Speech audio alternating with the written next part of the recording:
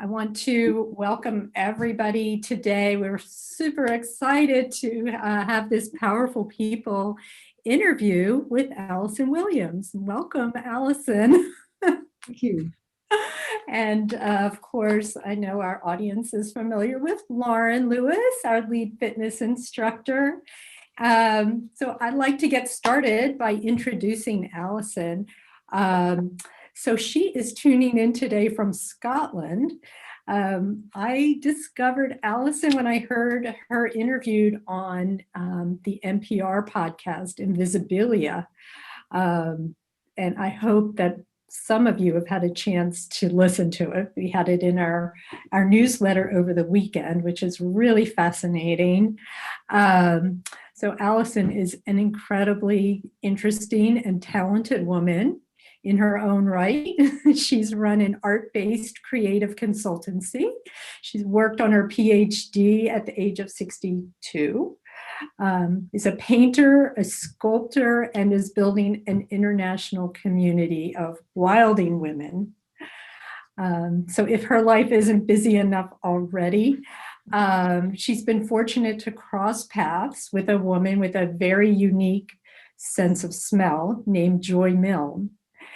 Together, they've written a paper about Parkinson's smell levels, symptom management, and management of the disease, of which Alison was the subject. So, as many of you know, an early symptom of Parkinson's is the loss of sense of smell. But today, you're going to learn how smell comes into play in a completely different direction. We are just so thrilled to have you today, Alison. And I just thought maybe you could just start off telling our friends who are on today about yourself, a little bit about yourself and about your diagnosis and kind of how things started for you. Thank you. Thank you, Nina, and thank you, Lauren, and thank you, everybody who I can't see, but I know you're there, and it's just lovely to be here. I'm so excited about this conversation, and thank you for inviting me. Yes. Where do I start? I think I start when my husband and I lived on a farm in Fife, just across the river from Edinburgh. And there was a couple of very snowy winters. And I found that when we were walking the dogs up the road in the morning, his footprints were nice and clean, and my footprints all had a scuff mark behind them. And I said, oh, my boots are too big. They don't fit properly. I need to find something else. And I didn't realize that that was the very first signs of Parkinson's. And then after that, a girlfriend of mine said to me, Alison, she said, you're trudging. I said, trudging? Yes, she said, you're trudging. And so I was. And then the thing that, I don't know about the rest of you, but I found that there's a very good big bucket of sand that I could hide my head in. So I hid my head in this bucket of sand. And it wasn't until something happened. I was meeting up with my husband in Edinburgh, and I had about half a mile to walk, not very far, in streets that I knew really well. And I was walking so slowly that I had to get a taxi. But it wasn't just the slowness of that, it was that I got totally confused. I couldn't remember how to get from where I was to where I was meeting my husband. And I was absolutely terrified. So I went to the doctor and I told him about the slowness. I didn't dare tell him about the confusion. Right. And he said, well, it's Parkinson's. So I said, I want a second opinion. But of course, the second opinion said the same thing. So it was, yes, very classic symptoms of the motor symptoms of Parkinson's. So where do I go from here? Well, um, well, I think you had mentioned that once you found out about Parkinson's, you had a pretty difficult time with the initial diagnosis, Yes, right? we have Parkinson's nurses who look after us as well as the consultants. And our local Parkinson's nurse said, "Would you like to join a group?" And I just didn't want to know. But about a couple of years later, we left the farm because the farm had actually been my husband's late wife's farm, and neither he nor I are farmers. So we sold the farm and moved into Edinburgh. And when we moved into Edinburgh, I took my head out of the bucket of sand, and the two of us joined the Edinburgh branch of Parkinson's UK and met this extraordinary bunch of people. There's one thing, they say that Parkinson's is an uninvited guest that turns up and just won't go away. But I discovered that the uninvited guest brought all sorts of gifts. And part of the gifts were these wonderful people that I met at the Edinburgh branch. And they started, I don't know, I just started getting engaged with what was going on and what was happening. And Yeah. and getting interested in what this weird condition was all about. Yeah. How and when did you meet Joy, the woman that you've been working with? Well, it was at one of the branch meetings. The Edinburgh branch has a meeting every month.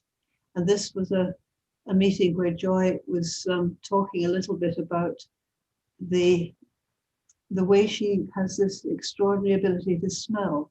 She says she's halfway between a human and a dog. And that smells are complex, and smells tell her stories. So she was giving a presentation at the branch about this and about how she can smell Parkinson's at different levels, where a level 1 is is very under control, and a level 4 is off the top of the scale. And she and I met, had exchanged a few words, and had an instant rapport. And we didn't meet again until 18 months later, when I had roped her into, there was a thing happening at the university, and I'd roped her in to come and talk to them about it. And when we met up at the end of September, and then we met up a week later. And when we met up the second time, a week later, she said to me, "I don't know what it is you're doing, Alison, but whatever it is you're doing, keep on doing it, because when I met you first 18 months ago, you were at a smell level, a high 3. You're now a 1. And we've got to find out what's happening." And when she smelled me with the 1 at the end of September, now she never, ever, ever tells anyone what she smells. But this was so extraordinary and so unusual that she got ethical permission to tell me about it. And we've been working on it ever since. So it really was quite an extraordinary moment. So what changed over the 18 months in your life? What do you attribute that to? Well, I keep all my old diaries. So I dug them out and I went through them, and I looked at every possible combination. I looked at my drug levels. I looked at the exercise I had done. I looked at the sort of intellectual and creative stuff that I was doing as well. And the thing that stood out was the exercise. And there was a point at which my exercise levels jumped, because when I got my diagnosis first, I started doing Tai Chi. because I knew that there was a thing of balance with something that might be affected. And I'd always wanted to do Tai Chi, and this was my introduction to it. And when I got into Edinburgh, I started doing some Pilates, and also I was introduced to dance for Parkinsons. So I started doing that as well. And the Pilates and the dance for Parkinsons, they opened up my proprioception, my sense of where my limbs were in space. They opened up the possibilities of left-right coordination. But the thing that made a huge difference, and I could see it in the diaries, was I joined a class called Mature Latin Movers, which is an absolute hoot. It was about anything between 20 and 25, women of a certain age, because you had to be over 60. It wasn't anything to do with Parkinson's, but if you're over 60, everybody's got something. Right. And it was run by this wonderful guy from Cuba who put us through our paces every week. And it was very fun. It was hugely energetic, and it stretched my brain. And then shortly after that, I took up, I went to a personal trainer, and the Tai Chi, I got better at the Tai Chi, went through different forms and started working with weapons as well.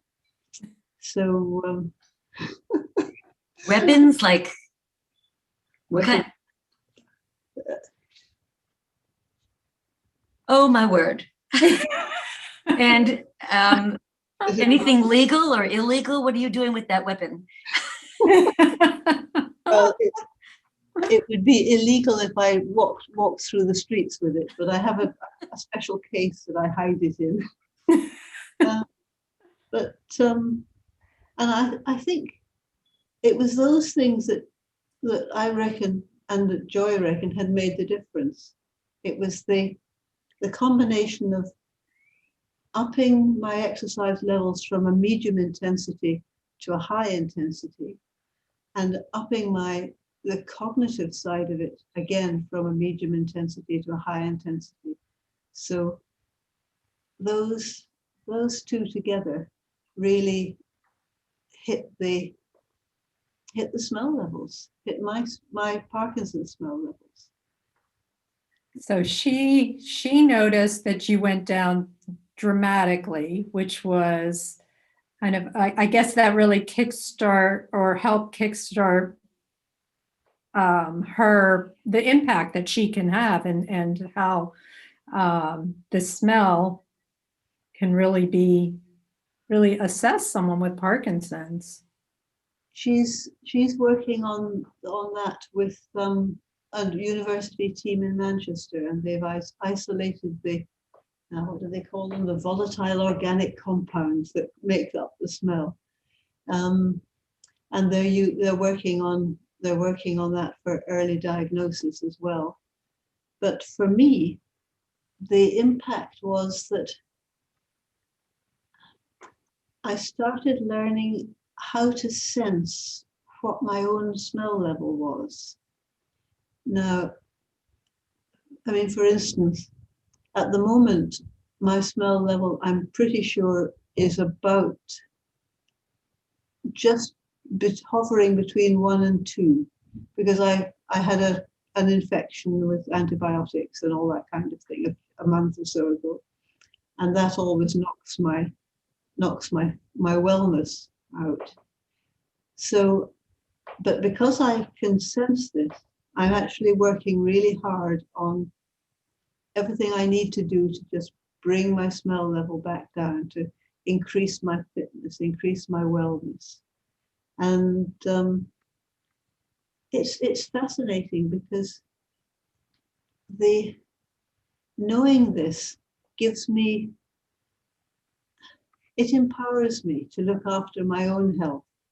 it empowers me to look after, to take responsibility for how I am. And yes, I was talking to my husband this morning about this and said, what difference does it make to you and to the family about, because if I'm taking responsibility for myself? And he gave a deep sigh and he said, it's just amazing. He said, we don't have to worry about you. We don't have to, we can get on with our own lives as well as, and let you get on with your life. And he said, we don't have to take care of you. And he said, of course we care for you and we love you deeply. And it's yes, it's that whole, some of my Parkinson's friends have families who go in for competitive helping. One woman who said, I do wish my family wouldn't bring me homemade soup. She said, I have a whole freezer full of homemade soup and I don't like it. They all determined that they should give me something and they won't stop. Yes. So I'm really intrigued by the order levels and how that you can sense that you're not at your one level, you're a little higher maybe now. What is that about? How do you sense it? I mean, do you smell? You don't have this ability to smell? Well, I suppose physically. I suppose it's physically and cognitively and emotionally. So physically, when I'm on a level 1, my stride is good. I can multitask, so I can walk down the street and put my gloves on or my face mask on without falling over. My arm swings without me having to think about it. I had a resting tremor in my right leg. It's completely gone. Wow. I used to get really bad dystonia in my right foot with my toes clawing in like that. That's completely gone. Wow. My energy levels are much better. I find that if I'm slipping up into a 2, then my stride is slower. And I have to be slightly more careful with multitasking while I'm walking. Cognitively, it's about if I'm really slipping up into a 2 or possibly even a high 2, I get brain fog. Not the same depth of confusion that I had when it took me to the doctors, but my speed of response is slower. I mean, I know that I'm at a good level now because I'm able to talk without losing words and without losing my way through a sentence.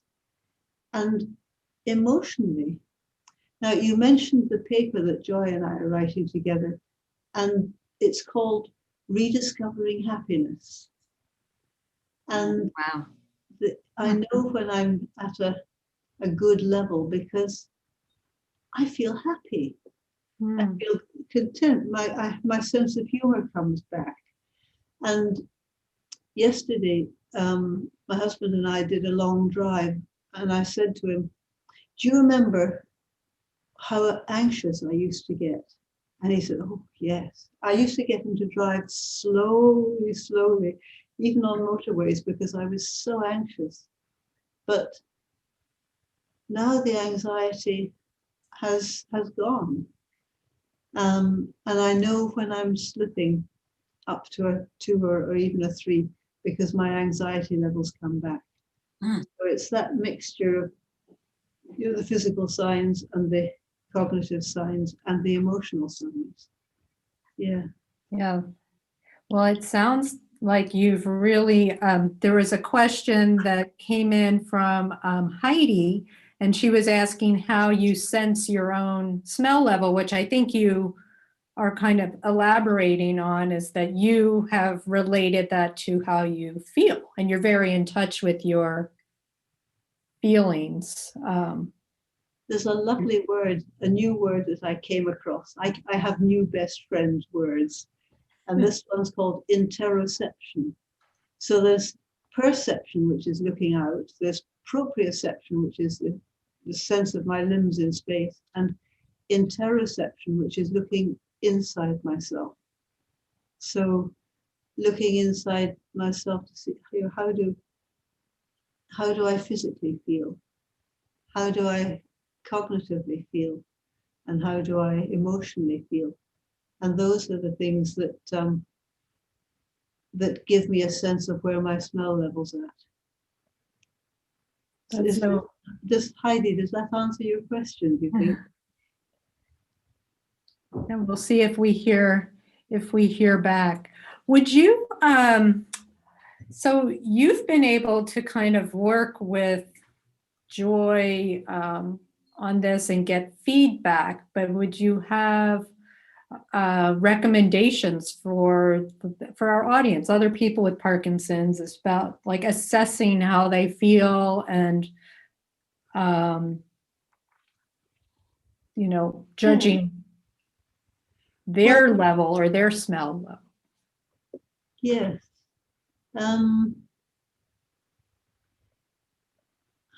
I think, you see, until Joy told me that my smell level had gone down so dramatically, I just wasn't aware of it. And she's only ever told me one other time what my smell level is. She doesn't tell me on a regular basis. Mm-hmm.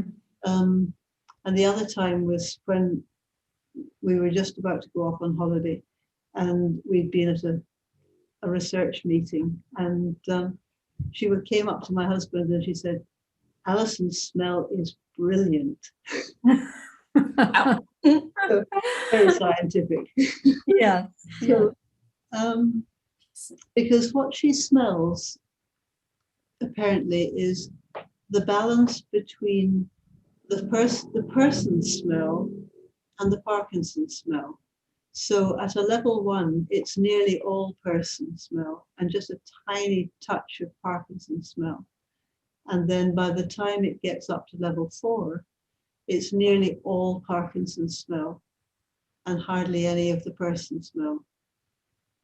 And that's now the next thing that she's going to be doing with Manchester University is tracking the actual smell levels against things like Conan Yar's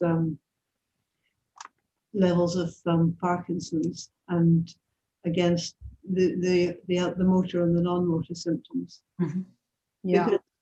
Because my physical non-motor symptoms haven't really changed very much. I've managed to reverse or plateau my motor symptoms and my cognitive and emotional symptoms, but I still have problems with bladder and all the rest of the messy bits.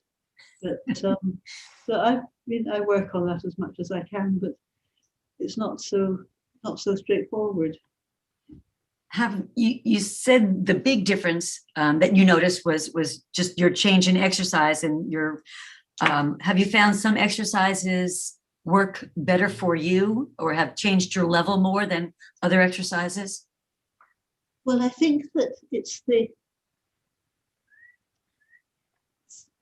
again, it's back to physical, cognitive, and emotional. Okay. I mean, the high intensity physical stuff. I've also taken up taiko drumming, Japanese drumming, and that's very high intensity. So it's high intensity physically, high intensity cognitively, and enjoyment. I mean, I never had a plan for all this. I just knew that I went and did things that I really, really enjoyed doing. So, I mean, some of the things I do because it's, it's linked to Parkinson's. A lot of the things I do are just through the sheer fun of it. So, yeah. So I think everybody has their own likes and dislikes, and it's a question of, I suppose, taking control of it. Mm-hmm. one of the things that I'm passionate about is not being a good patient. And, so I think there's a kind of, I don't know what it's like in the States, but in Scotland, when I was being brought up, you always deferred to the church minister, to the bank manager, to the school teacher, and to the doctor.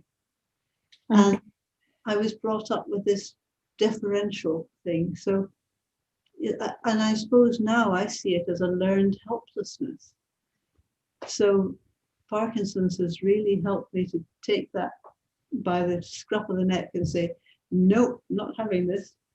And to develop up a partnership with my health professionals. So, I mean, Yeah. a couple of times back, I had an appointment with my neurologist, and at the end of it, he said, well, Alison, he said, you're doing really well. I think we'll just plod on. And I said, no, we won't. We are not going to plod. We are going to dance. We are going to stride, but we're not going to plod, because that words cast spells. And I'm not having you putting plod into my head. I love that. Yes. Well, the next time we met, a year later, he said, well, you're doing really well. I think we'll just, and he swallowed he said, we'll just stride on, shall we? Good. So I said, oh, yes, absolutely. Mm. What an excellent message, and something that I think physicians and all types of Parkinson's providers should convey is more positivity, right? That things, people, you actually can change the course of your, the trajectory of the disease. You can make a difference by making choices and finding things that you really enjoy. Yes. Yeah. And And your degree, the variety of things that you've explored and found, I find that so intriguing, between drumming and swords and Latin dance. Those are, I mean, good for you. You were open-minded enough to even explore it. well, and on Saturday, I'm raising funds for Parkinson's, one of the Parkinson's UK exercise programs, by going open sea swimming. And it's going to be very, very cold. And this is fun? Yes, apparently. That's wonderful. Is that something you do regularly? Swimming? I've never done it before. Well, I mean, I've swum in the Mediterranean and I've swum when it's warm, but I've never done this kind of swimming before. That's fabulous. But one of the things that I find is, and one of the things that I'm sure keeps my smell level down, is I always say yes. I mean, sometimes I have to say, oh, I'm sorry about that. But yes, I mean, I ended up, there was a Parkinson's, poetry for Parkinson's class that came on, and I ended up writing poems. And people say, would you like to try this or do that? And I always, well, nearly always say yes. Well, I love that. I love that. And, you know, so when we started Power for Parkinson's, there were many studies about different forms of exercise, different modalities, including, you know, Tai Chi and high intensity and low intensity exercise and dance, and a whole variety of, different types of activities. And when we started it, we felt that we did want to offer a variety of modalities, but that it didn't have to be one or the other. So we've sort of developed these different types of classes in hopes that people will find something that they enjoy, and that they find an instructor they connect with, and that they can enjoy whichever class, because if you enjoy it, you're going to do it and work hard at it. So Yes, and sometimes we do have unique classes, like we've offered a tango workshop before, we've had Indian dance before. And so we've done some different things that are a little bit, different than your traditional formats, which is well, all. you're covering all the bases. I mean, you're covering the physical intensity, you're covering the mental intensity, and you're covering the sheer enjoyment of it, which is just wonderful. Yeah.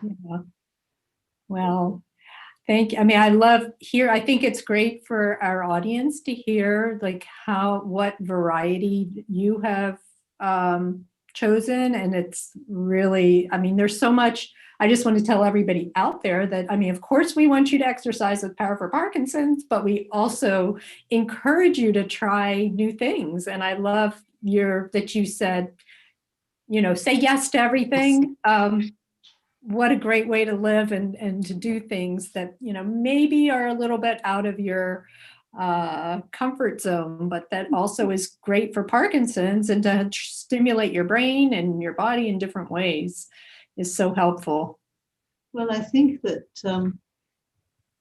one of the things that I do is work with a personal trainer, and the work I do there gives me the strength and the confidence and the stamina to do the other things. So I imagine that the wonderful program that you have will not only give people everything they need to cope with their own Parkinson's, and it will also give them the stamina to do these and try these new things as well. So it's all part of this wonderful mix.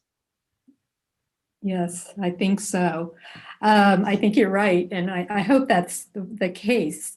So I think, let's see, we have a couple questions that have come from the audience here. Let me see what we've got here. Okay, so Bill from Austin, he asked, he was curious what type of exercise, if any, you did when you were younger. And did you do anything particularly vigorous or requiring great coordination when you were younger? Well, when I was at school, I played grass hockey, and but when I left school, I didn't play any sports at all. I just I didn't know. I mean, I had this great gap of just getting on with my life, but not no kind of exercise as such. Lots of walking, and when I lived in the hills in Scotland, I did some hill walking, but nothing much. No. Well, you've made up for it. I've made up for it. Yeah.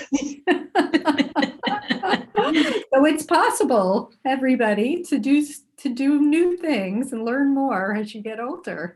Oh, for yeah. sure. Yes. Let's see.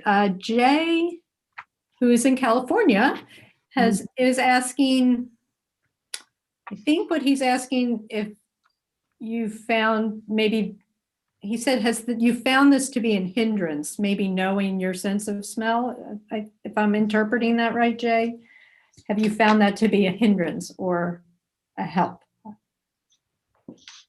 Yes, that is an interesting question. I found it to be a huge help and a huge motivation. There are times, there's times when I suppose we all get weary, and there are just times when I think, oh, I just want this whole thing just to go away. I don't want to even think about it. And my body says, oi, you know perfectly well that you're slipping. And so it's not exactly a hindrance, but it does just occasionally, it makes life uncomfortable. So, yeah. And the interesting thing about this is that I've developed my interoception as well about, I've got type 2 diabetes, which of course is something that links in with Parkinson's a lot. and that was diagnosed 2 years before the Parkinson's. Oh. And I'm having a battle with myself at the moment about my blood sugar levels. No, I know what I should be doing, and I know what I am doing, and there's a sort of mismatch, and I've got to be as rigorous with them as I am with the Parkinson's, Yeah. bring them together again. But no, I'm very glad that I do have this, that I've developed this sense of what's going on inside myself. It's really important. I hope that answers Jane's question. Yeah, I think so. Well, you have a lot to juggle. And I think a lot of people, I mean, it's not just, if having Parkinson's is enough to have to manage, but then another condition on top of that is challenging. Yes. For sure. Yeah. And you can't be perfect, but at least you're trying and you do the best you can, which is all we can all do. And I think that I like the work that Sarah Regari is doing in Sweden, where she looked at how long she spent with her health professionals in every year. And she worked out that she spent about an hour and a half a year with her health professionals, and all the other, 8,765 and a half hours were down to her. So the meds, my medication does about 50% of the work of keeping me on the straight and narrow, but the other 50% is completely down to me. So I'm not going to be a helpless good patient and just do what I'm told. I'm going to push back and say, no, let's have a partnership. Let's discuss this. I'm an expert in my own body.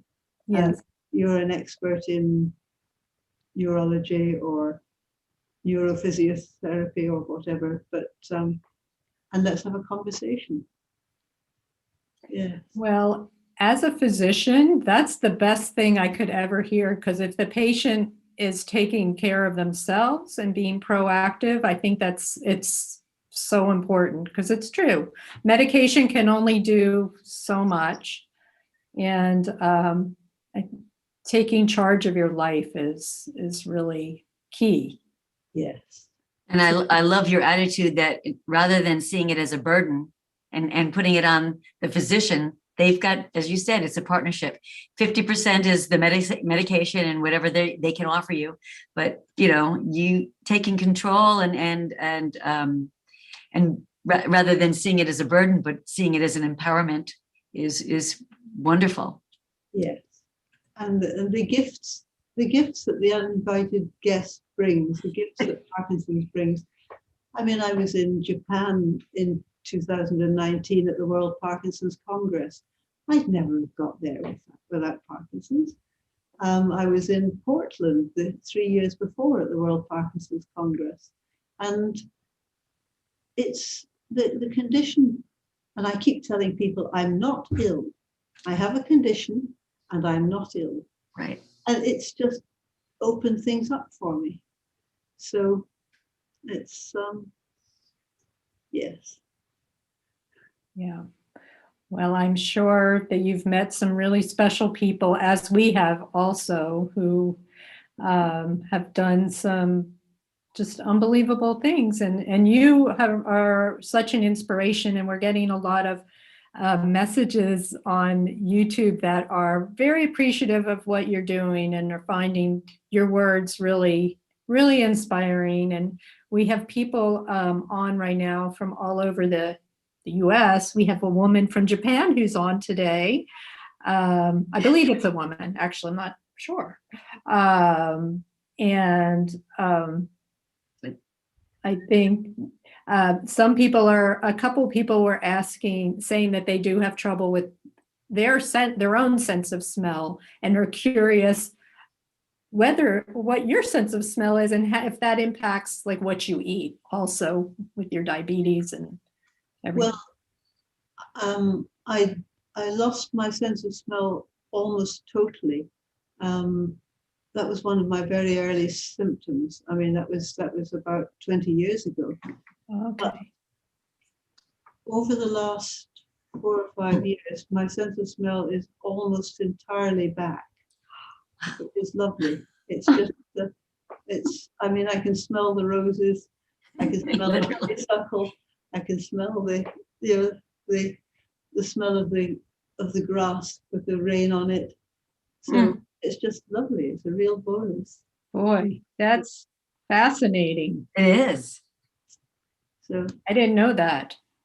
That's I mean, I'm just very fortunate that that's one of the things that I don't know why it reversed, but it has done. It's not as acute as it used to be, but it's certainly there, which is lovely. yes. Let's see.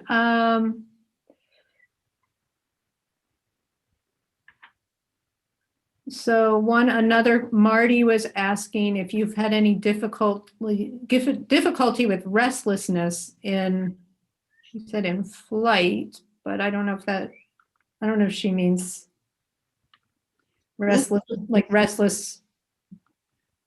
Oh, at night. Do you have any? Night. Yes. Oh, well, just occasionally I get disturbed Rem sleep, which is the standard Parkinson's joke is, I went to bed and I slept like a log and I woke up in the fireplace. So sometimes with the disturbed REM sleep, I mean, my poor husband gets hit sometimes, and I did once bite him, which was really yeah. And one time I was convinced that I was dreaming that there was somebody walking past the window.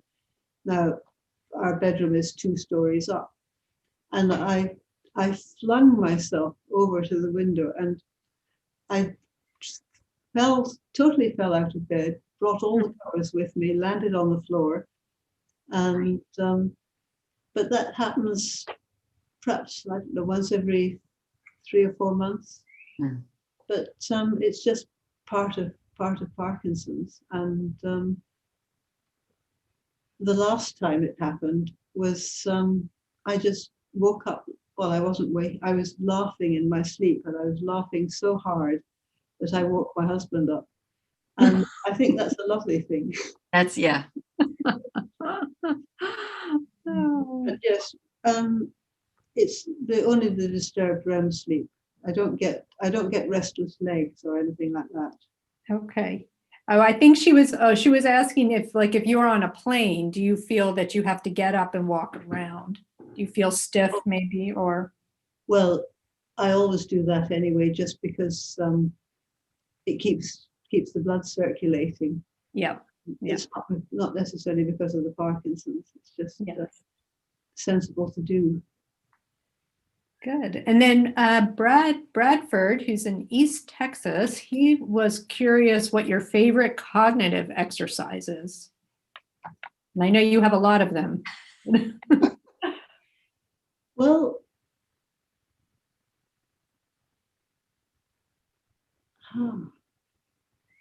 I think the thing that I really enjoy most of all is the Latin dance, the cognitive side of the Latin dance. Or actually, the best thing of all is Scottish country dancing. I mean, I haven't done that for a while, but my husband and I were lucky enough to be invited to the Skye Balls, and this is a ball that's held on the island of Skye once a year. And you get all dressed up. You stay with a house party and you get all dressed up with ball gown and everything, and you have dinner, and then you go to the balls in this wooden hut in the middle of Portree in Skye. and you start dancing reels, and you dance from 10:30 at night right the way through until the dawn, and then you go back to where you're staying and you have some breakfast, and then you go to bed, and then you wake up about 1 o'clock, and then you climb up a mountain, and then you do the whole thing all over again. So you get dressed up in a second ball gown. And the thing about Scottish country dancing is it's very, very precise, and you have to be in exactly the right place at the right time, because if you're not, then you smash into somebody else. And so dancing, the cognitive side of dancing, making sure that I'm going in the right direction at the right time with the right beat, so that I link hands with my partner and then with the next person, then with the next person. That's my absolute favorite cognitive exercise. So, and apart from that, I mean, the one thing I haven't talked about is my artwork. Yeah. And something about Parkinson's has really helped me to get back into doing my artwork, and that's been a great joy. And that again is a cognitive thing. So, Oh, absolutely. Yeah. Well, I know a lot of people get those creative juices going even more. So that's yeah. Yeah. I don't know why it should be, but there seems to be a lot of creativity that goes along with Parkinson's, and it's something to be relished. Yes. Yes. for We certainly sure. see it in our community. Yes. Yeah. Well, this has been really wonderful. Lauren, do you have any? Well, I did want to just ask Yeah. a quick, as we're kind of bringing it down. You have all these experiences and you've learned so much, and you're now going to these lectures and you're writing papers. Do you have a message that what's your message to our audience and when you go? What?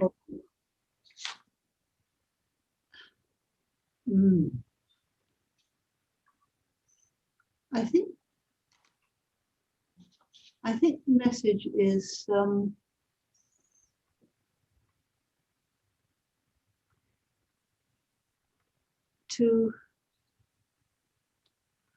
gosh, you really put me on the spot here. Oh. I think the message is that it doesn't matter what stage your Parkinson's is at.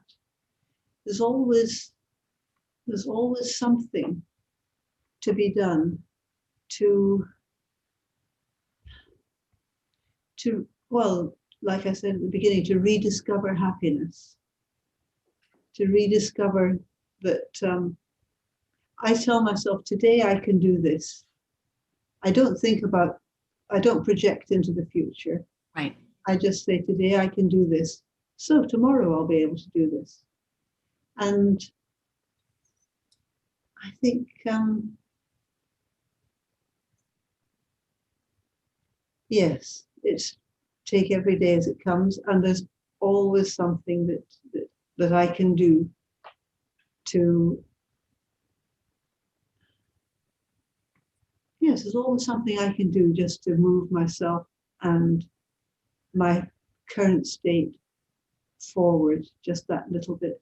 And there's a Scottish expression, mony a mickle max a muckle, which is many a mickle, that's a small thing, max makes a big thing. Yeah. I love that. Yeah.